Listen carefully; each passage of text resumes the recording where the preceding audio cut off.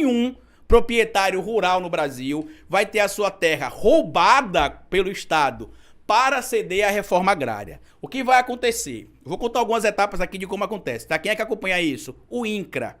É o INCRA que acompanha normalmente toda essa tramitação aí. Digamos que o MST invadiu ali uma sede do INCRA, uma sede da Embrapa para protestar. É um direito deles se manifestarem? É. É o direito deles protestarem? É. Ah, mas se eles quebrarem tudo, destruírem tudo, ultrapassar o limite legal, o que é que se faz? Se solicita a aplicação da lei para quem cometeu as infrações e não condenar o movimento, porque o presidente do movimento, porque o fundador do movimento foi preso, porque faz parte de esquema. A gente não está falando aqui de uma pessoa, a gente está falando da luta pela terra, que é uma luta histórica e que não remonta meramente à década de 80 no Brasil, com o surgimento do MST, mas remonta à Roma antiga ainda, com os irmãos Caio Graco e Tibério Graco, que eram representantes do tribuno da plebe, que já defendiam ali, por exemplo, a reforma agrária. Na própria Roma Antiga, por exemplo, quando um soldado se aposentava do exército romano, ele recebia um lote de terra como parte do seu pagamento, como parte da sua aposentadoria, e recebia mensalmente, além de alimentos e moedas em alguns casos, recebia também um punhado de sal e um punhado de alho para poder temperar a comida, como não tinha, por exemplo, naquele momento, conservação por gelo, como a gente vê hoje em geladeira. Eles pegavam, por exemplo, carne, salgavam para desidratar a carne e fazia a carne seca, daí inclusive vem a origem do nome sal e alho, né? Salário. A gente traz dessa origem aí, por exemplo. E o que é que a gente vê sendo categorizado aqui? É que nenhum proprietário rural vai perder a sua terra sendo ela produtiva. Carlete, se ela não for produtiva, como é que faz? O MST ou qualquer outra pessoa da sociedade civil organizada pode ir lá e denunciar o INCRA, além das fiscalizações que o próprio INCRA também já faz.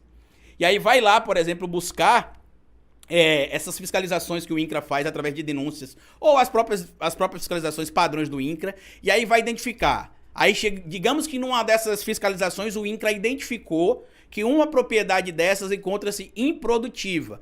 Automaticamente já acontece a desapropriação e pagamento de indenização para a reforma agrária? Não. O INCRA notifica os proprietários ou proprietária da terra e explica para eles que recebeu denúncia ou que na vistoria ficou comprovada que nem toda a terra ou que a terra não é utilizada como determina o Estatuto da Terra e o artigo 186 da Constituição Federal. O que é que eles fazem? Eles terão um prazo para comprovar que, na verdade, foi um período ou algo do tipo, que aquela terra é produtiva. Passados os prazos legais, o INCRA volta de novo para a fiscalização. Após comprovadas em mais de uma oportunidade que aquela propriedade, ela sim é improdutiva ou que não preenche todos os critérios, lembrem, simultaneamente, todos os critérios estabelecidos lá no que está o artigo 186 da Constituição Federal e o artigo 2º da lei do Estatuto da Terra, que é a lei 4.504 de 64, aí se solicita ali o processo de judicialização ou um acordo amigável entre as partes. Como é um acordo amigável entre as partes? O INCRA entra em contato com o proprietário rural e fala o seguinte, olha, o senhor não está cumprindo o determinado pela lei que estabelece as suas normas, né? A lei 4.504, que estabelece as suas obrigações também com a terra, porque muita gente fala assim, Carlito, mas o cara trabalhou, ele não pode comprar terra? Pode, mas a lei garante, ou melhor, obriga que ele tenha funções específicas com aquela terra. Entre essas funções,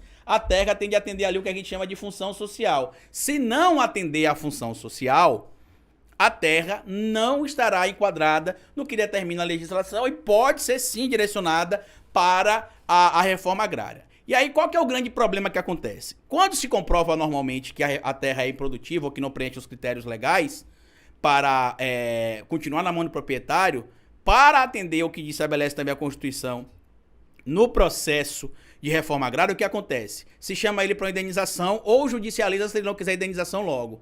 E onde é que está o grande problema nisso tudo? Digamos que, eu até dei o exemplo de manhã na live com o Pedro Zambarda. Digamos que o Pedro Zambarda, ele tem uma propriedade rural. Boa tarde, viu, gente? Já vou ler os comentários de vocês aqui.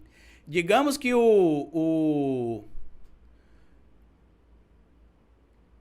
que o Pedro Zambada tem uma fazenda, né? A gente até brincou de manhã, a Zambada Farms, a fazenda do Zambada. E aí o Zambada não preencheu os critérios, a fazenda dele vai ser direcionada para a reforma agrária, só que a propriedade era dele. O governo não pode meramente tomar sem nenhum critério, e se ele não dever nada de tributo ou nada do tipo, além de, por exemplo, só não se enquadrar no que estabelece os elementos para que a terra tenha função social. E aí o Pedro fala assim, tá bom, eu aceito vender minha terra, tudo bem. Agora eu quero 8 milhões na minha terra. Aí o INCRA fala, bom, peraí, Pedro, não é assim que funciona.